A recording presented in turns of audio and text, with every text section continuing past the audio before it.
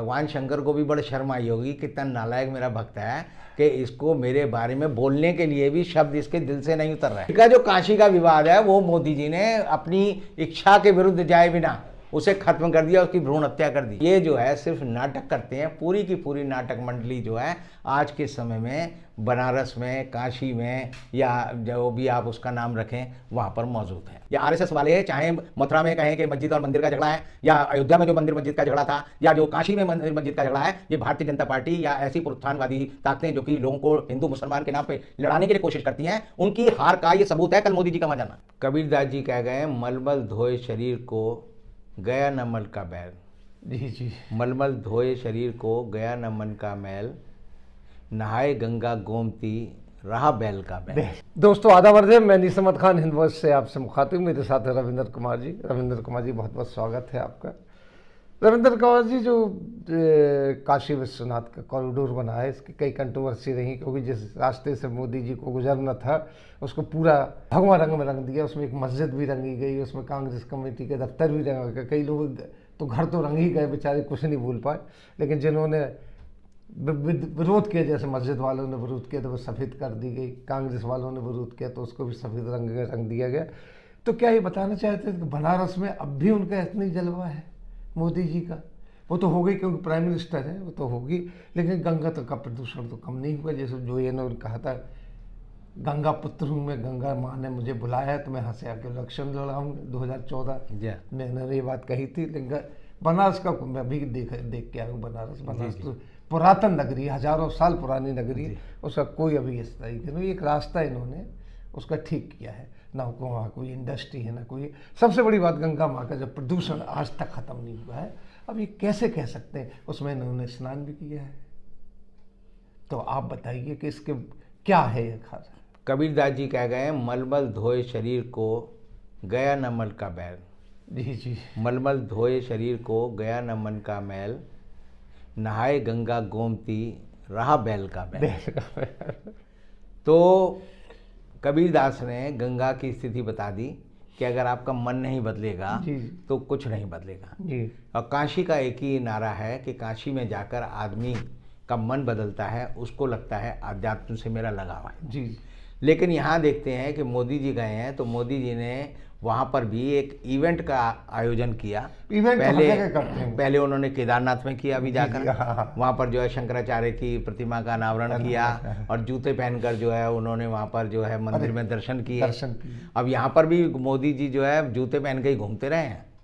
अच्छा, जूते क्यों नहीं उतारते? जूते उतारेंगे तो वो पाँव गंदे हो जाएंगे। पाकीज़ा का एक पुराना मोदी जी ने डायलॉग याद है, आपके पाँव बड़े सुंदर हैं, इन्हें जमीन पर मत रखिए वरना मैले हो जाएंगे। राजकुमार का। हाँ, तो वो अपने को पाकीज़ा से कम थोड़ी समझते हैं। अब मोदी जी जो है, मैं कल उनके कुछ दृश्य देख रहा था, पूरा देखना तो मेरी हिम्मत जवाब दे देती है। तो वो पहले गंगा में सशरीर कुर्ता पजामा पहनकर, जुराबें पहनकर, चश्मा लगाकर डुबकी लगाई, उन्होंने नहाए। फिर उन्होंने पूरी एक कैमरों के सामने जो है वापसी लौटकर एक ये दिखाया कि वो तैरना भी जानते हैं, तैरने का भी उन्होंने एक शॉट दिया। और शॉट देने के बाद वो जो है वहाँ से जल लेकर जो है वो भगवान शंकर को चढ़ाने भी गए, ढोल गाड़े बजते रहे। और उसके बाद जो उन्होंने वहाँ पर भाषण दिया, तब भी दोनों तरफ से कोई आदमी मंदिर जाता है, मैंने पहला आदमी देखा है जो टेलीप्रॉम्प्टर लेकर जो है मंदिर में गया। मंदिर में मोदी जी जो बाहर बोल रहे थे वो टेलीप्रॉम्प्टर से पढ़ रहे थे। तो ये पहला भक्त है। भगवान शंकर को भी बड़ी शर्म आई होगी, कितना नालायक मेरा भक्त है कि इसको मेरे बारे में बोलने के लिए भी शब्द इसके दिल से नहीं उतर रहे, मशीन से पढ़कर बोल रहा है, और ये मेरी कह रहा है कि मैं तेरी स्तुति कर रहा हूँ।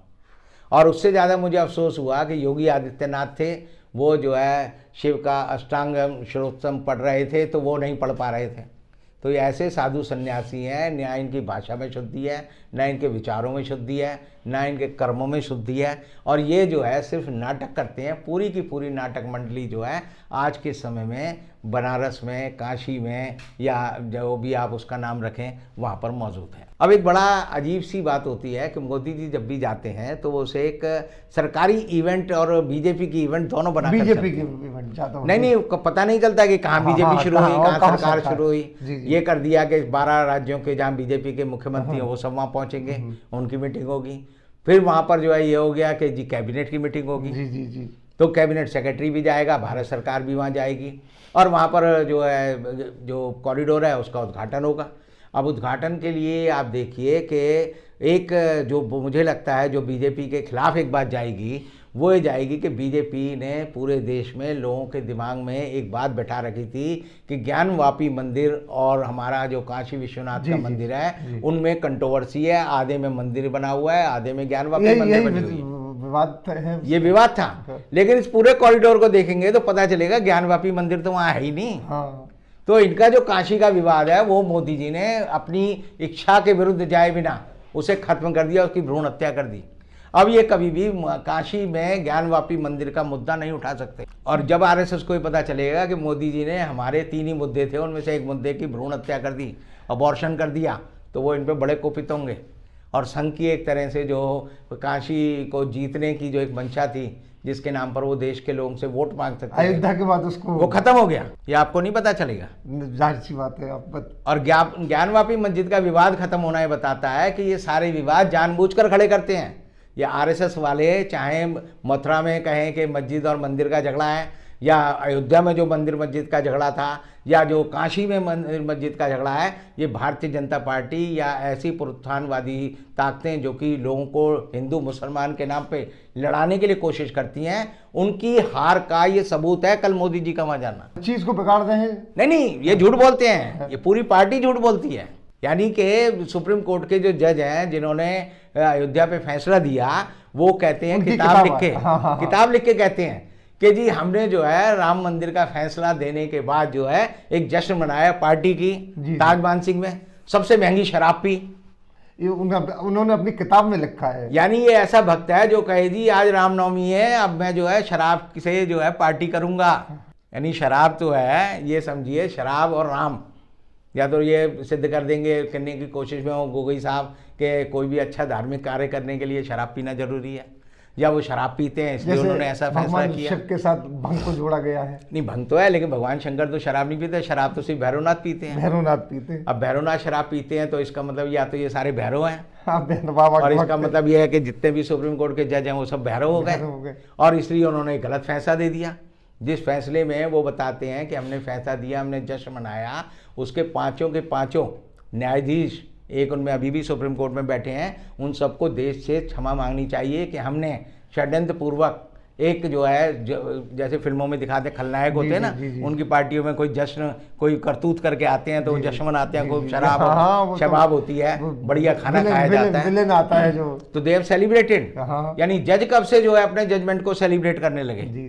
जज का काम होता है फैसला दे और चुपचाप घर बैठ जाए, निरपेक्ष इसीलिए जी हाँ। लेकिन जज सेलिब्रेट कर रहे हैं अपने फैसले को, तो इसका मतलब यह है कि वो जजमेंट जो है जानबूझकर गलत दिया गया है, अंतरात्मा को कुचल कर दिया गया है। और इसीलिए मैं कहता हूं कि सुप्रीम कोर्ट को चाहिए कि अब 5 जजों के इस फैसले को 7 जजों की पीठ बनाकर जो है उसको दोबारा उसका पुनर्निरीक्षण करना चाहिए कि गलत फैसला क्यों दिया गया, क्यों जजों ने पार्टी की, क्यों जजों ने सेलिब्रेट किया, क्यों जजों ने सबसे महंगे होटल में खाना खाया, क्यों जजों ने सबसे महंगी शराब पी। अगर जज फैसला देने के बाद शराब पीकर जश्न मनाते हैं तो इसका मतलब यह है कि पूरी की पूरी सुप्रीम कोर्ट की कार्यप्रणाली जो है एक तरह से शक के दायरे में आ जाती है कि ये जो है जज नहीं है, ये जो है आम आदमी की तरह है, और ये जब जजमेंट करते हैं तो भी ये जो है गलत फैसले कर सकते हैं और उसको सेलिब्रेट कर सकते हैं।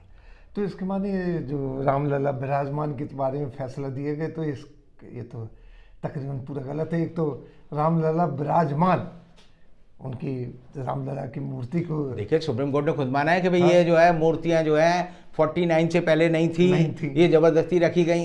ये उन्होंने माना कि मस्जिद के नीचे मंदिर नहीं था। ये उन्होंने माना कि मंदिर जो है मस्जिद जो गिराई गई वो गलत ढंग से गिराई गई। ये उन्होंने माना कि ये आपराधिक कृत्य है, उसकी सजा मिलनी चाहिए। यानी कि 10 के 10 इन्होंने तथ्य जो दिए हैं वो इस बात की पुष्टि करते हैं कि वहाँ पर मंदिर नहीं था, लेकिन जन भावनाओं का ध्यान रखकर जैसे जज ना हो गए, बल्कि वो जो है कोई रेफरेंडम पे चल रहे हों, जन भावना पे चल रहे हों, वोट की राजनीति पे चल रहे हों, और उन्होंने कहा इसलिए यहाँ पर जो है मंदिर बनना चाहिए। तो इस तरह का फैसला देकर, और अब मोदी जी जब वहाँ गए हैं और उन्होंने काशी विश्वनाथ में ज्ञानवापी मस्जिद वाला जो मामला है वो ख़त्म कर दिया है, तो मुझे लगता है कि आरएसएस के लिए अब ये काला दिन है, और आरएसएस जो है इस 16 दिसंबर का दिन जो है भुला नहीं पाएगी, क्योंकि मोदी जी ने उसके 3 एजेंडे थे, 2 एजेंडे ख़त्म कर दिए, और एक एजेंडा, वो तीसरा एजेंडा भी जो फर्जी एजेंडा है वो भी इनका ख़त्म हो जाएगा। इससे जो है मोदी जी अगर ये सोचते उन्हें वोट मिलेंगे, तो मुझे लगता है वोट नहीं मिलेगा। हर हिंदू जो है पीड़ित होगा, उसे लगेगा ये आदमी कैसा है, अपने ही घर से के चिराग से इसने घर को जला दिया, हमारे सारे मुद्दे ख़त्म कर दिए। और मोदी जी जो आप सेलिब्रेट कर रहे हैं, जब उसकी तह में जाएंगे आप, तो पता चलेगा ये आज का दिन इनके लिए बड़ा दुखदायक काला दिन है और दुख मनाने का दिन है। बहुत बहुत शुक्रिया आपका कि आपने एक चीज़ हमारे सामने और उसका जो राष्ट्रोद्घाटन किया वह अपने आप में अद्भुत है। इसी के साथ हम लेते हैं विदा। अगले अंक में फिर रविंदर जी के साथ हाजिर होंगे, तब तक के लिए दीजिए हमें इजाज़त।